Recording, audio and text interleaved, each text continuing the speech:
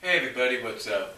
You can see the covers for this video. It is the encyclopedia and an unopened for the past, we're going on now 6 years, unopened Sonic Saturday box set.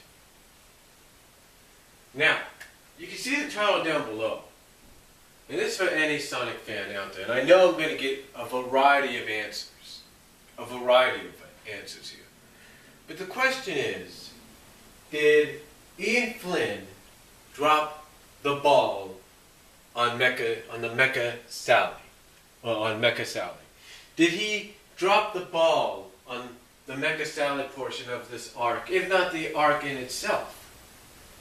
Now again, I understand I'm going to get a variety of answers. I'm going to get some people saying, oh yeah, he dropped the ball. He dropped the ball big time. The guy don't know what to do. This guy don't know what to do, this and that and this and that. I know I'm going to get those kind of answers.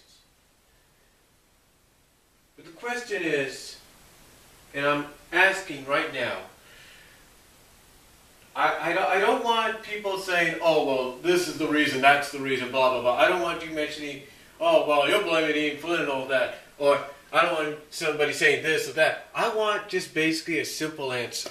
Just simple answers. No saying, oh, don't blame Ian Flynn or anything like that, or don't blame this or don't blame that. I'm just asking a question. If you want to put some detail in it, fine. But all I'm asking is, do you think he dropped the ball? Now, on one hand, some would say no, he didn't. Well, on the other hand, some would say he did. And let's take a look at those, shall we? Let's take a look at the fact. Let's take a look from the side of people that say he has not. You see, the reason they say he has not is because, and this is in the right, this is totally in the right, they feel this was needed. This was something that was needed to happen to make Sally more irrelevant. Or more relevant. Make her more developed, if you will. Give those that were against her character a reason to probably like her again. And the fact, and with that, kind of show that she's not all invincible, or she's all perfect, or something like that. Basically, there are those that felt that this was necessary. It needed to be done to help develop her character. And, you know, you could agree, and one can agree, honestly, with that, with looking at that. I mean, you know, there are some that don't like the fact that she's always hogging the spotlight, as they say. That she's always the one front and center, as you can see possibly with the encyclopedia. But they don't always like the fact that she's always front and center. Well, here's the thing about Sally, and I said this before, and I said this in a video I just posted before this. The reason Sally's always front and center, as some people look at it, along with Sonic, is because basically she's the only character that can have an on and off relationship. That's why she's always put with him. If she was the kind of character that would seek for an all-out, all-on relationship, then that would be a different story. But you get the idea. But again, going back to those that support her being mechanized or her being roboticized, it does, you know, they do have a good point, because sometimes change is needed.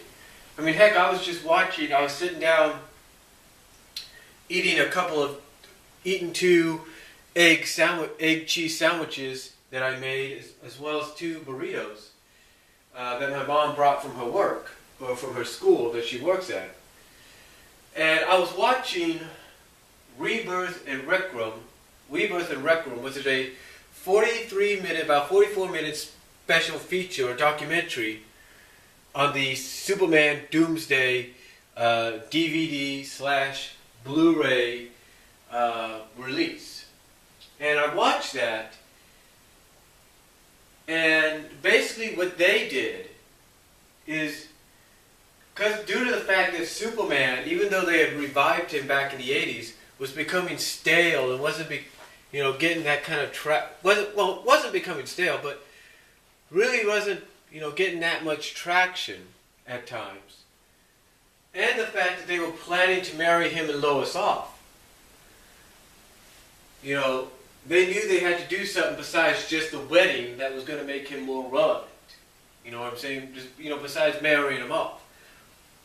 They needed to do something. And the wedding was part of that plan, wasn't initially part of that plan. But if you watch the DVD, if you watch the documentary, and I'm sure a lot of you have, you'll find out that they couldn't do that because the Lois and Clark show was going to do it as well, but they didn't want the DC Comics to do it before they did. So what did they do? What did they substitute for the massive change? What did they do that shocked people that they didn't think would happen? They killed Superman. And they kept it going, and they kept this whole thing going for a while, that they even stopped publication, only to start publication back up a few months after.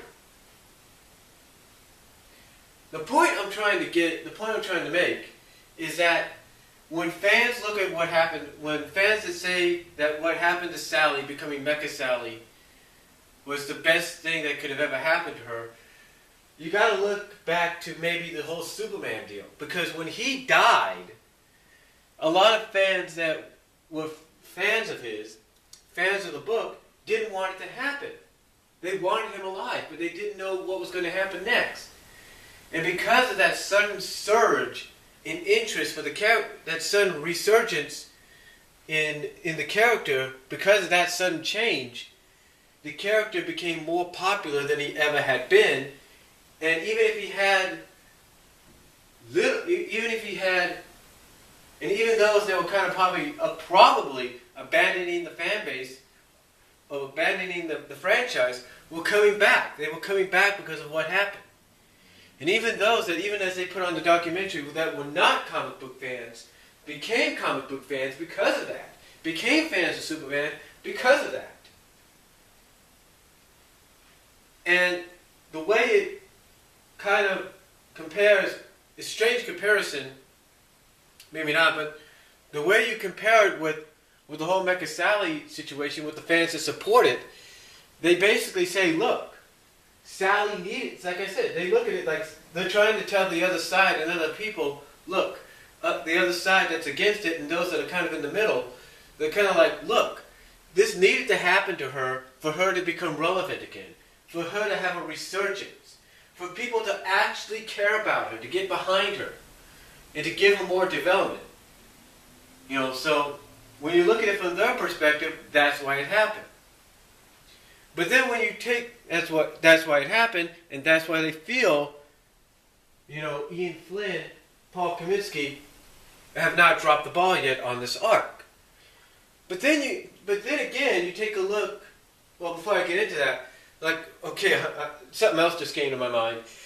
When I say that they support Ian and Paul, and say that basically by saying they haven't dropped anything, they haven't dropped the ball on this arc, it's basically like going back to that whole Superman situation. They kept publication up for a while, then they stopped for a few months, and then they restarted when they were bringing it back. Basically, that's exactly what, in some ways, that's exactly what Ian, Archie Comics, and Paul Kaminsky are doing. They're continuously publishing the book, and the way the people that support this situation look at it is like, look, yeah, you got all these pointless, adaptions, these one-off things, like the Olympics issue, the Transformed issue in Universe, the crossover, the current endangered species arc, or the sub-arc, if you will, sub-arc, endangered species sub-arc, in the comics. But basically, when they look at that, they look at it like, hey, it's just like it's just like when DC stopped publication. Or they really didn't address it that much after Superman was killed. Because they wanted to continue it on until they felt the time was right. And that's why fans still support it, but still support Ian and Paul and Archie Comics in this, because they know in their minds and in their hearts that what they're doing is right, is the right thing to do. Now, again, though, when you look at it from the other side, and you look at the fan base there, basically you got a fan base that is totally against what happened. Now, as for me, yes, I have admitted, and I'm not ashamed to say it, I've admitted that even though I'm a subscriber and will continue to subscribe, I'm not going to read any issues until Sally's restored. And here's why. Even though I'm kind of in the middle where it's like, hey, I'll give acknowledgement what needs to be given. You know, I'm just not used to seeing this character right here roboticized, weaponized, doing and saying things that she normally wouldn't do. But when you look at the other side that don't like this whole entire situation, you know, they're willing to give credit where credit is due. Just like the other side is willing to give credit where credit is due. You know, they're willing to say, yeah, there are certain elements about the arc that's good, but there are some that are not. Just like the other side would probably say the same thing. And maybe the other side would probably agree with maybe the other side that's for it would agree with the other side and say, yeah, you know, and I've seen it. Someone would say, yeah, you guys got a point about this and that and this and that. But again, the reason the other side here are against it isn't because they feel Sally being roboticized and weaponized and all that was unnecessary. I mean, heck, you got people on this side that feel like what Ian did off panel was have Eggman detach her head and put a whole new body on her. While others on both ends, and even in the middle, feel, and I feel this way, that all he did was actually just place roboticized armor on her, or weaponized armor on her, and that's it. You know, and some people could say, oh, well, no, he didn't. He gutted her. He did this. He took out organs. He did that. He took out half her brain. He did that, blah, blah, blah. You know, and it's like, it's like a lot of people that are like, on all three sides, middle, in all three areas, the middle, the support, and the non-support, you know, they will even say, hey, look, until we figure out what exactly happened, we cannot say we can only guess and speculate. And believe me, that's what a lot of people do. But, you know, but again, you got the side that doesn't support the situation, doesn't support it, not just because of what happened to Sally, being roboticized and then weaponized. It's because, legitimately, the reason they feel that the arc failed, not just because of what happened to Sally, is because Ian Flynn, in their minds, has yet to capitalize on making Sally into a badass, into a temporary badass villainess. That, you know, he just has not yet capitalized. And that he's had all these opportunities, from what I've read and understood. All these opportunities and all the issues that, since she's been weaponized and modified and weaponized, had all these opportunities to make her be bad, show how badass of a villainess she can be, even though it's temporary. To show that, you know, she has, in her current form, she has no remorse in anything. To show that, many feel Ian failed to capitalize on it, and they have pointed out many situations where he's failed to capitalize on it. You know, and you look at them and you kind of agree with them as well, because what moment in time in the issues has Sally really been featured as a badass villainess in her mechanized form? Not many.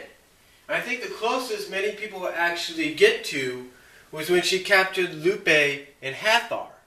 And she told Lupe, before she captured her, there's something about, if you don't come quietly or something like that, the blood of what happens will be on your hands.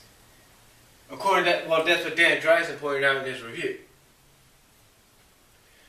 But, you know, is that the only closest you're going to get with badassness from her? You know, that's what they're wondering.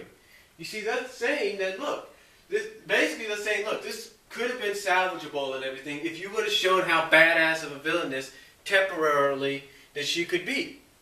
But they're looking at Ian and saying, Ian, you've dropped the ball by not doing that. You've dropped the ball by not really featuring her as a badass temporary villainess. Excuse me.